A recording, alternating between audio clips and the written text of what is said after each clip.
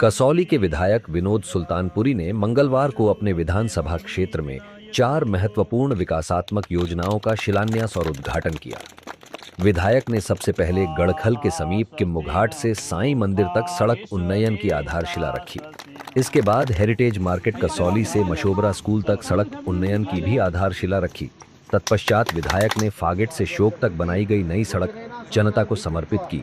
इसके साथ ही विधायक ने ओगली से पटियाना तक नवनिर्मित सड़क का उद्घाटन कर जनता को समर्पित किया। इन अवसर पर संबंधित स्थानों पर स्थानीय लोगों ने गर्मजोशी से विधायक का स्वागत किया और विकास योजनाओं के लिए उनका आभार भी व्यक्त किया।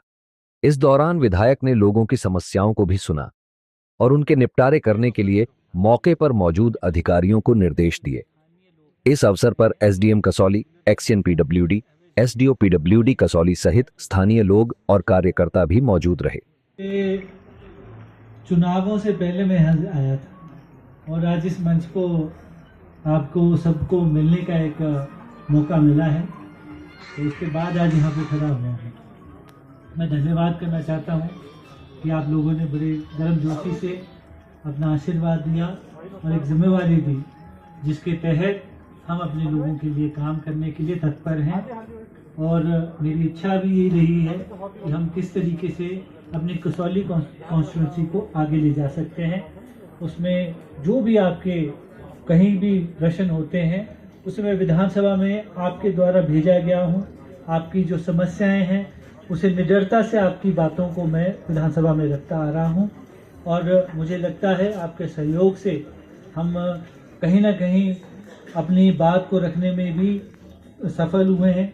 माननीय मुख्यमंत्री ठाकुर सुखविंदर सिंह जी जो हमारी कॉन्स्टिट्यूंसी के ऊपर हमें पूरे आशीर्वाद के रूप में ये जो आज हम सड़क का निर्माण कर पा रहे हैं, ये माननीय मुख्यमंत्री जी के द्वारा जो हमें पैसा दिया गया है, लगभग 25 लाख रुपए की राशि हमने इसमें व्यय करनी है। और ये शुरुआत है। जो आपका सीनियर सेकेंडरी स्कूल है उसके लिए 5 लाख रुपए हमने और सैंक्शन किए हैं। और जो गुगा महाराज का जो स्थान है वहाँ पे कुश्ती का जो आयोजन होता है उसके लिए 2 लाख रुपए मैंने और उसको सैंक्शन पहुँची हुई है। ये पैसे आप तक आ चुके हैं, पर कई समस्याएं हैं जिसके ऊपर मैं हमेशा मुखर होकर आपकी बात को रखता हूँ। उसमें अभी अंकल मुझे बोल रहे थे कि 118 की जो इशू है वो आपके इस एरिया में ज़्यादा रहती रही है और 1972 के बाद के जो हिमाचली निवासी हैं उन्हें इसकी बड़ी परेशानी, तो इसके ऊपर विचार आपके द्वारा भी रखा गया है। विधानसभा में भी मैंने आपकी बात को रखा है और मैं आने वाले समय में इस बात को आपकी बात को विधानसभा में भी रखूंगा और इसके ऊपर सरकार का क्या मत है उसको आपके पक्ष में मैं लाने की कोशिश करूंगा। ये मैं कहना चाहता हूं। मेरे सामने आपने कुछ जो बातें रखी हैं, मैं हमारे बीच में हमारे एसडीएम साहब हैं, हमारे बीडीओ साहब हैं, हमारे एक्सिन साहब हैं, हमारे एसडीओज हैं और हमारे संग हमारे पार्टी के सभी मुख्य लोग यहाँ पे खड़े बैठे हैं। आपके द्वारा कोई भी अगर लोगों की समस्या आती है तो उसका समाधान बनने का कारण हम कोशिश करते हैं कि आपका जो समस्या है उसका समाधान हो।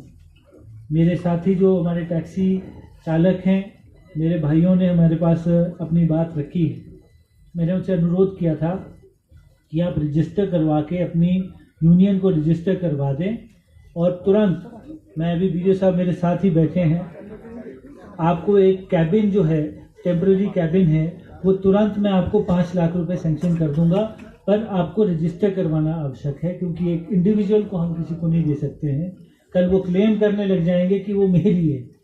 ये सभी को सार्वजनिक हो और उसमें मैं चाहता हूं कि हमारे जो एक टूरिस्ट डेस्टिनेशन होने के नाते हमें किस तरीके से यहाँ पे अपने लोगों को या बाहर से कोई आया हुआ है उन्हें एकोमोडेट कैसे किया जा सकता है, उसके ऊपर हम विचार कर रहे हैं।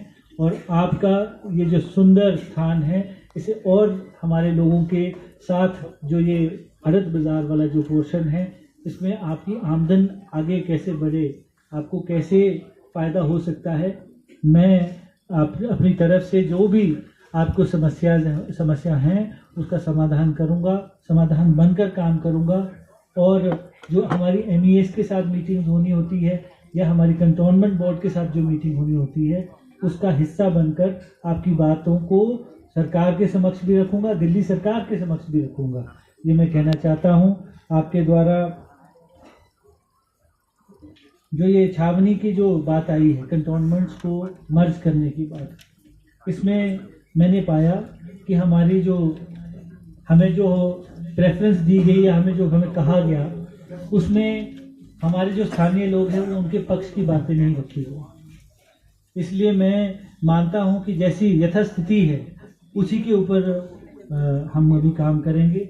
अगर फुल फ्लेजेड हमारा खोल दिया जाता है कंटोनमेंट एरिया, तो हम उसके ऊपर बात करेंगे। अगर ये जो फेंस हुआ एरिया है उसे डिफेंस एरिया डिक्लेयर करेंगे तो सही है। अगर ये सारे एरिया को बंद कर देंगे तो हमारे यहाँ पे जो आमदन है या हमारा जो आना जाना है उसमें भी रोक लग जाएगी।